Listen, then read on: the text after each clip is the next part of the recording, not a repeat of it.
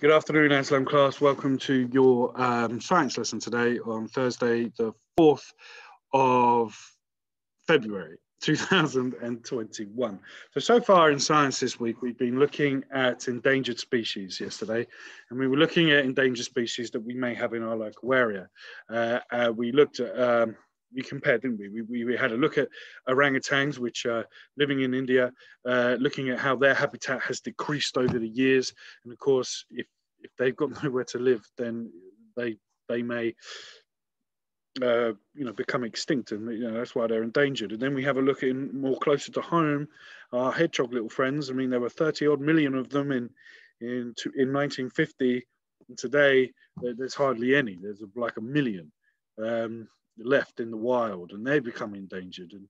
And we looked at ways that what we can do as a collective race of human beings, how we can help and do what we can. Because like I said in yesterday's video, I don't think many of us would like it if someone came along and just sort of destroyed our homes and kicked us out, and we had nowhere else to go.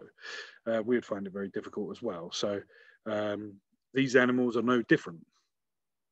Anyway, today we're going to be moving on. We're going to look at more of a local area that some of you may recognise and may actually go to. I know I definitely go to it, and I used to go to it, this place when I was a child as well. Let me share the screen, and we'll get on with today's.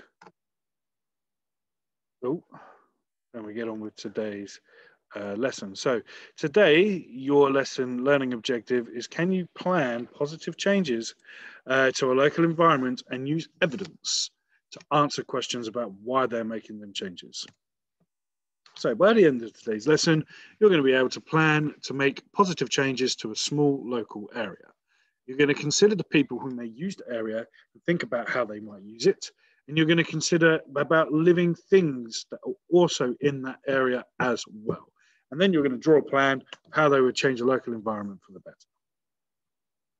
So the environment we're going to be looking at is Black Park. Black Park Lake Country Park, okay? It's where some of you may have gone there for Go Ape. I know they've got a Go Ape thing there now. I used to go here before Go Ape even existed, when I was your age, when I was a child. And I used to love going there because Black Park it's a nice big space. We used to love running around in the woods that they had there. They had a nice big green field where we used to have picnics. And if you were lucky, sometimes you could go there and they'd be shooting a film there, because Black Park Lake is closely linked and very near Pinewood Studios. And that's where a lot of James Bond movies were made, if you know who James Bond is. So I used to love going here as a kid. There's lots of great things about the place.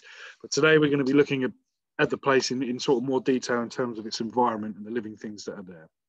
So Black Park Lake, just a bit of background information. It covers a massive area, and it's 500 acres of woodland, heathland, and open space in South Buckinghamshire.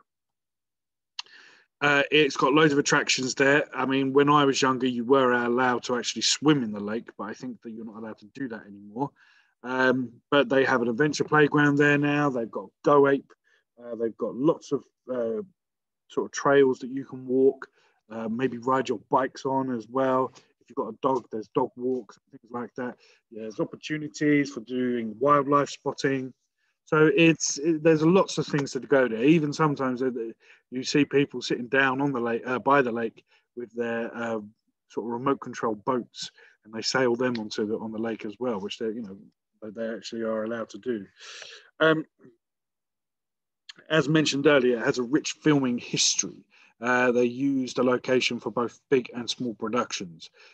Sometimes, I mean, I went last year and they closed off a big area, and they wouldn't allow me to go down there. And I was asking the security guard, what's going on? And I can't tell. All I can tell that it's a big movie coming out next year. It was the new Bond movie, which has yet to actually come out. So. But no, interesting. And the film Cinderella, they shot there as well, the live action one. So very, they do lots of films there.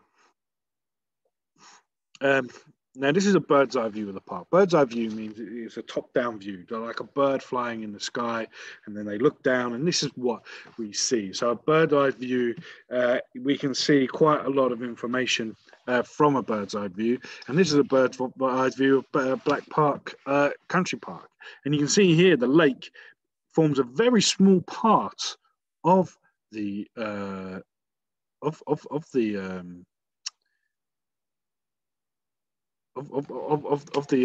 of the park itself, and you can see that this is the car park, and people then can go into the. They can have a walk around the lake. Okay, there's the car park, and then you can walk around the lake. You can takes you out into these big open fields. You then got the woods round the back. Okay, wow, it's a massive place, and yeah, some of you go around there. I know that some of you in the class have gone to Black Park Lake quite recently as well. So what you're going to do today, you're going to be redesigning the area and sort of making improvements and changing it for the better. Now, to do this, you need to take your time to properly explore the area. So if you are close by, the best thing to do would be try to go to visit today. Okay, so you can do your work. If you cannot go to visit, and I do understand that may not be possible because your parents may be busy working themselves, and that's absolutely fine if you can't. Go on to Google Earth. Okay, and when you go to Google Earth, you just type in Google Earth on a website on the internet page, and we can. Ooh,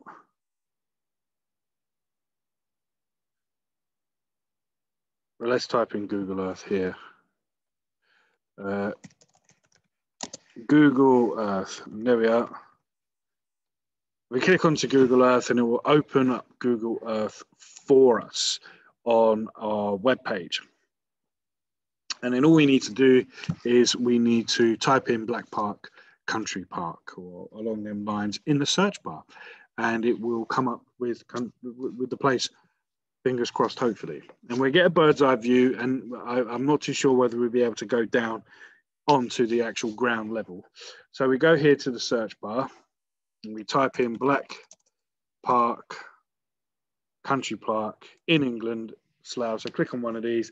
It's then going to move us to the Black Park Country Park. Okay, and here it is. Okay, and we can zoom out. Okay, all this area is part of Black Park Country Park, and over here you've got this is where sort of Pinewood Studios is, where they make lots of films. So you can see how close it is and why they use Black Park. But you can just see how wooded the area is. So this is Black Park Country Park, okay, and you've got loads of different areas. This is where the Go Ape is here. You can see all the trails and all the walks. I tell you, this is where I used to like going.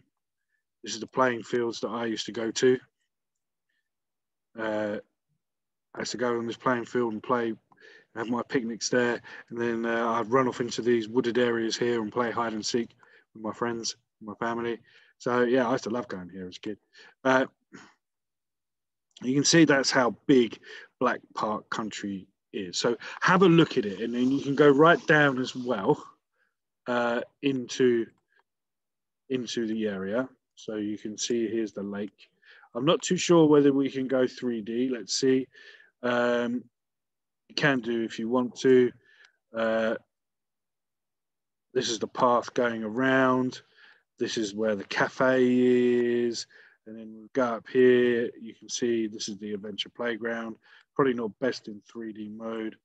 I don't think we can go to street view in Black Park. But what we can do is click on certain areas here where we can go down, and we can then explore it by looking around here. Okay, so take your time, explore it, and look around. to help you with your task, because your task is going to be